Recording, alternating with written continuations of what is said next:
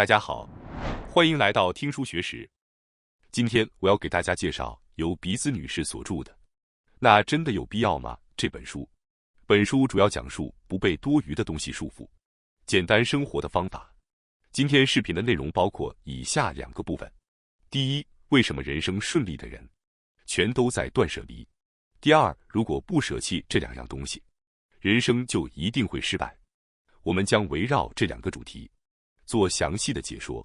首先是第一部分，为什么人生顺利的人全都在断舍离？其实我们的生活是由一个个习惯的积累构成的，从早上起床到晚上入睡，有些是我们有意识在做的事，也有些是下意识反复进行的。而在这无数的习惯之中，有一个只要稍微改变，就能让整个人生发生翻天覆地转变的关键习惯。比如一个从来没有运动习惯的人，某天突然决定每天早上慢跑10分钟好了。也许一开始只是想着动一动身体吧，这样简单。但神奇的是，只要开始晨跑，晚上就会自然变得困，睡眠节奏逐渐规律，早上也能清爽的起床。意识到的时候，饮食也不再随便吃垃圾食品，而是开始注意营养均衡，身体变轻盈了，心情也会变得积极，动力和干劲也随之而来，甚至连工作效率、成果都会跟着提升。就像这样，一个新的小习惯，可能就像骨牌效应一样，让整个生活形成正向循环。当然，并不一定非得是晨跑，读书也好，早上花5分钟冥想也好，或者减少打开手机的次数也好，都可以。重要的是找到一个对自己有意义的习惯，这一小步往往能让未来发生惊人的改变。不过在尝试养成这些关键习惯时，有一个容易被忽略的重点，那就是放下自己的固有观念。比如，我不擅长运动，我早上起不来，现在太忙没时间。如果脑海中浮现了这些念头，那其实可能只是过去经验所带来的固定思维罢了。如果这种想法正在限制你现在的可能性，那未免太可惜了。换句话说，只要找到那些东西并舍弃掉，可能就会让自己变得意外的轻松。改变习惯，其实只需要换个角度而已，根本不需要一开始就追求完美。首先，不妨问问自己，现在困扰自己的习惯究竟是什么？然后，如果能找到一件能让未来的自己受益的小事，愿意去尝试，那就是你迈出的第一步。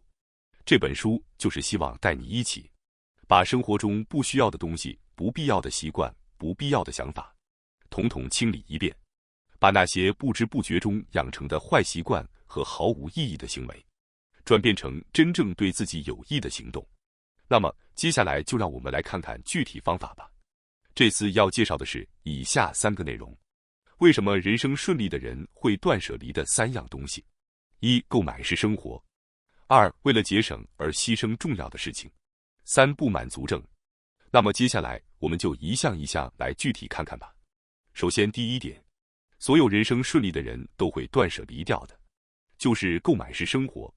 不知道大家有没有这种感觉，不管怎么整理怎么扔，房间还是乱糟糟的，明明拼命在收拾，却总是整不出一个清爽的空间。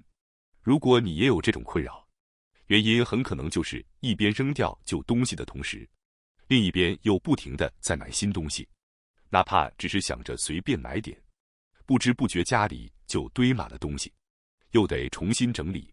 就这样，很容易陷入这种反复循环之中。如果你真的想实现更简单清爽的生活，那就不能只停留在扔东西这一点。比起扔，更重要的是重新审视自己每天习以为常的购物习惯，这是走向极简生活的捷径。如果你发现自己总是不由自主地买东西，不妨试着挑战一下本书提倡的不买生活，哪怕只是1周、2周，短短的时间里，你的内心都会产生惊人的变化。非常推荐大家试试看。开始不买生活之前，先来花15分钟清点一下家里不需要的东西，并把它们清理掉。养成这样一个习惯，你会发现自己以前买回家的东西里，大部分其实都是没必要的。渐渐的，你能以更客观的角度看待自己的消费行为，而且当你不断清理家里的闲置物品时，想要再添置新物的欲望也会自然减弱。这其实也能从大脑的特性来解释，当物理空间变得宽敞，内心也会产生愉悦，过剩的购物欲望就会逐渐平静下来。这种心理作用会帮助你减少冲动购物。不过，仅仅靠我不买了这样的意志力坚持，是很难长久持。重要的就是分析自己的购物模式，这时候要问问自己，为什么我总是买这些？我都在什么时候会买这些东西？一边整理，一边这样反思自己。此外，弄清楚自己通常在什么场所、什么时间点容易购物，也是非常关键的部分。所以建议大家先从简单、容易实现的小目标开始，比如半年内不碰任何打折商品，绝不冲动购物。像这样设定一些自己有信心完成的小目标，慢慢开始就可以了。等到适应了之后，再逐渐提高难度，自然而然就能把不买变成一种习惯。当不必要的购物减少，钱自然就能存下来，空间变得整洁，内心和时间也都会宽裕起来。最重要的是，你会越来越能忠于自己的感受。接下来要介绍的第二点是那些生活顺利的人，为什么都会断舍离掉为了节约而牺牲重要东西？当你想到想多存点钱，过上更宽裕的生活时，第一时间可能就会想到节约，比如减少不必要的开销，降低水电费，调整伙食费等。这些努力本身当然是值得肯定的，但如果太过沉迷于节约，结果却可能会不知不觉间消磨掉自己的心灵，甚至破坏人际关系。这种情况其实并不少见，原本是为了追求富足生活而开始节约，最后却演变成了天天吵架，生活变得一点都不开心。这样的例子一点也不稀奇。本来节约是为了守护家庭开支，结果却成了争执和矛盾的导火索，让人对不配合自己节约的对象心生怨气，关系变得紧张。回过头来看，本来是为了存钱变幸福的家庭，反而因为节约搞得关系冷漠，气氛僵硬。心理学家巴里施瓦茨的研究也表明，当选择太多，或者要做到更好的念头太强烈时，人的满足感反而会下降，这被称为选择悖论。节约也是一样，老想着还能再省一点，应该能更高效节约，结果就把自己逼得越来越没有心理满足感。而且斯坦福大学的实验也证明，越是长期忍耐的人，之后越容易出现冲动性消费的行为，这就是所谓的自制力枯竭现象。节约这件事也不例外，长时间强迫自己一直忍耐，到某个临界点，就会突然爆发，陷入冲动性消费或者疯狂购物的情况。所以最重要的是不要忘记，自己究竟是为了什么而节约。也许是为了家人的笑容，也许是为了未来安心养老，也许是为了旅行或兴趣爱好。如果节约到让日常生活变得痛苦和重要的人关系恶化，那就是彻底偏离了最初的目的。比如说，通过合理规划、减少浪费、活用当季蔬菜等方式，也能节约开销。那样的话，节约就不再是痛苦的代名词。真正的节约，不是把生活变得苦巴巴的，而是通过减少对未来的焦虑，让你更容易感受到当下的幸福。不必勉强自己，不必牺牲重要的东西，做到适度聪明的节约，才是真正能让人生变得轻松而丰盈的方式。盲目节约，一味忍耐是没意义的。重要的是，如何聪明、愉快、灵活的节约。接下来，我想介绍第三点。那些生活顺利的人，为什么都会断舍离掉？就是匮乏病。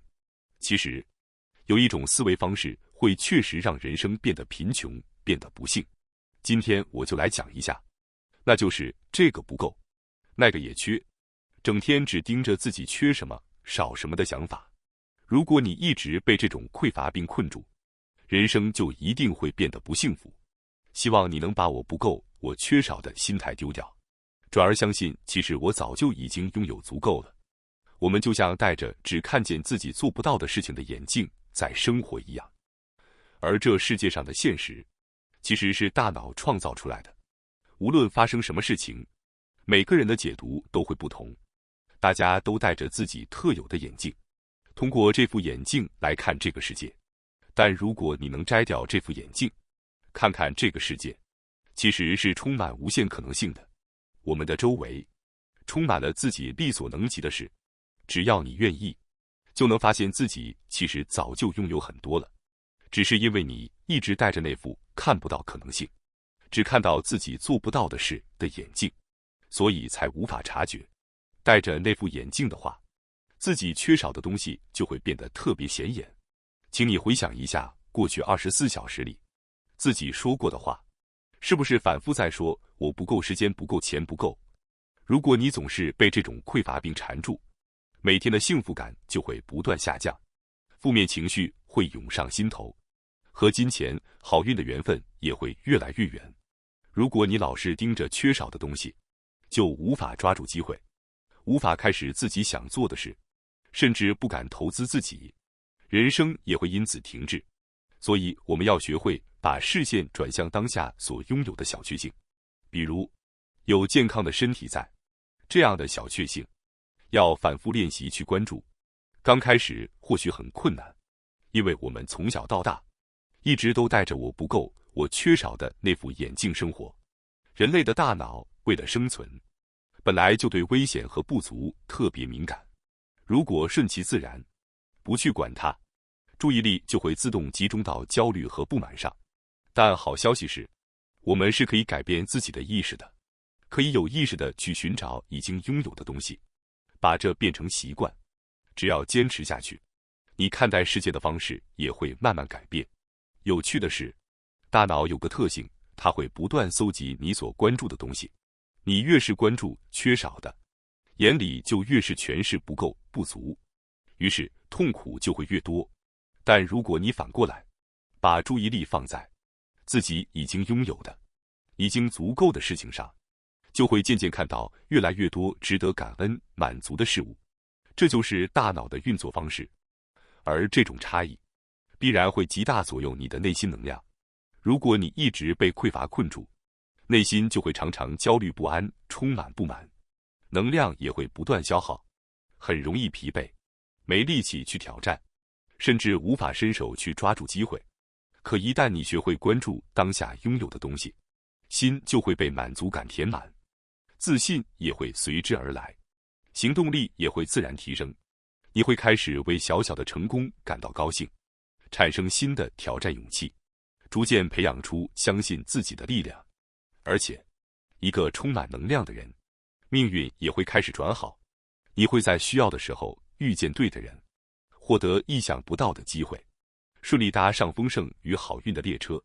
所以，过去缺少什么，未来会不会不足，根本不用去担心。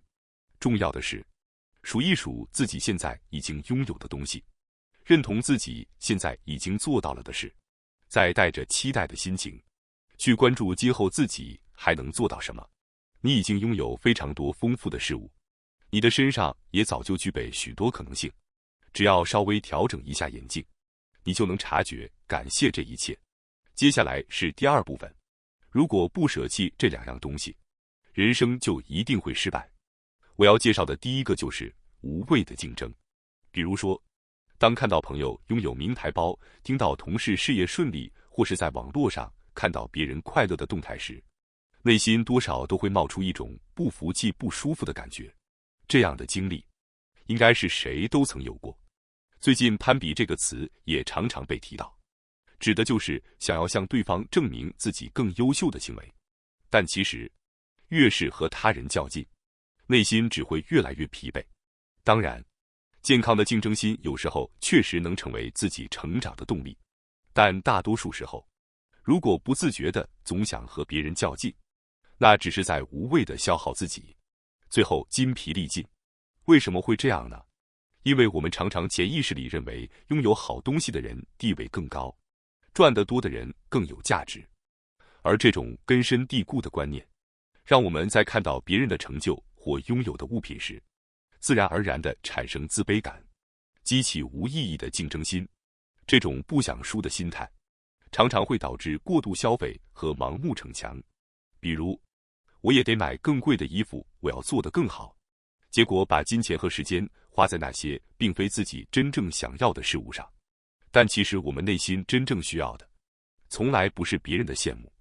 赢得比赛、被认可、被羡慕，这些或许能让内心得到片刻满足，但很快，新的焦虑和不安又会涌上心头。这样无止境的循环，只会让你失去人生中真正重要的东西，越来越疲惫。如果你现在发现自己不自觉地在和别人较劲，请一定要冷静下来，停下脚步。还有一件绝对不能忘的事，那就是我们的精力、体力、时间都是有限的，把宝贵的能量浪费在无意义的竞争上，就会没有余力去做真正重要、真正值得珍惜的事情。如果你最近总是觉得疲惫，做什么都提不起劲，内心总是闷闷不乐，那很可能就是在无意识中被和别人的比较与竞争耗干了。所以，请一定要学会舍弃无谓的较劲和竞争，不要为了赢别人而消耗金钱和时间，而是为了自己，为了自己的未来，去合理使用自己的能量。你真正需要锻炼的，并不是为了胜过别人的地位和身份，而是无需比较，也能感到自豪的内心，不被他人的评价左右，静静地对自己说，这就是我的幸福。这种内心的平静，才是最终能带来真正幸福的东西。接着我要介绍第二个，那就是因为无聊而追求外在刺激。大家最近每一天都过得开心吗？早上醒来的时候，会对这一天充满期待吗？如果你哪怕有一点点觉得每天好像有点无聊，那其实就是改变人生的信号。不能放任无聊不管，如果一直放着不管，就会像内心被挖空的一块一样，总觉得空荡荡的。于是我们常常会不自觉地想要用外在的刺激去填补那份空虚，比如逛街、冲动网购、强行安排和别人的聚会等等。你是否也有过类似的经历？实际上，作者本人年轻时，特别是到了周末，常常无事可做，感到无聊，就随便出门消磨时间，买了一堆根本用不着的东西，家里堆满杂物，结果钱也存不下，内心依然空虚。这种经历，其实谁都有过吧？因为无聊，所以买东西；因为闲着没事，所以出去玩。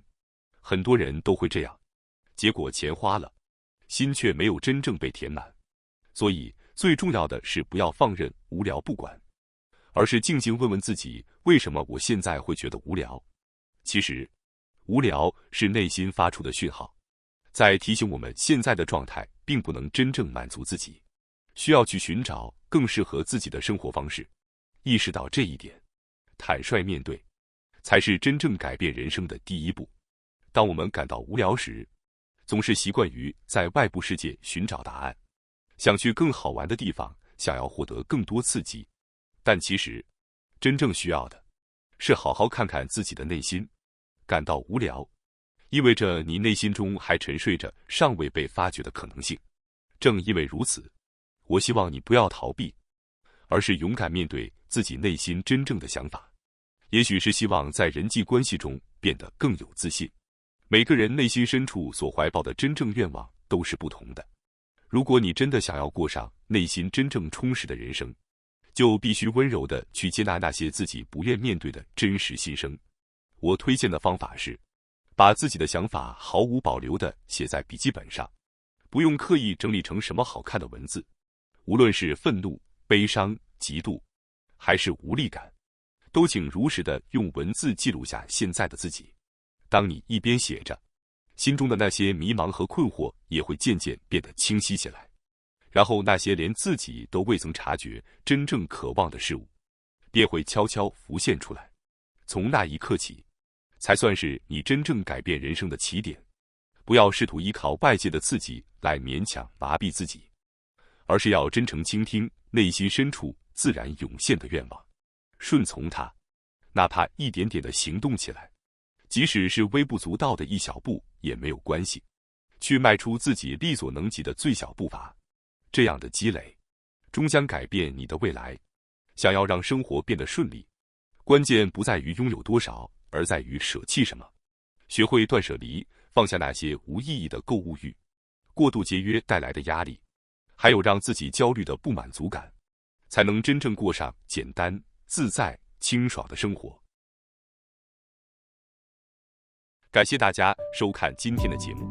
如果你喜欢我们分享的内容，记得点赞、订阅并开启小铃铛通知，第一时间获取我们的更新。在下次的节目中，我们将继续为大家分享更多有益的书籍。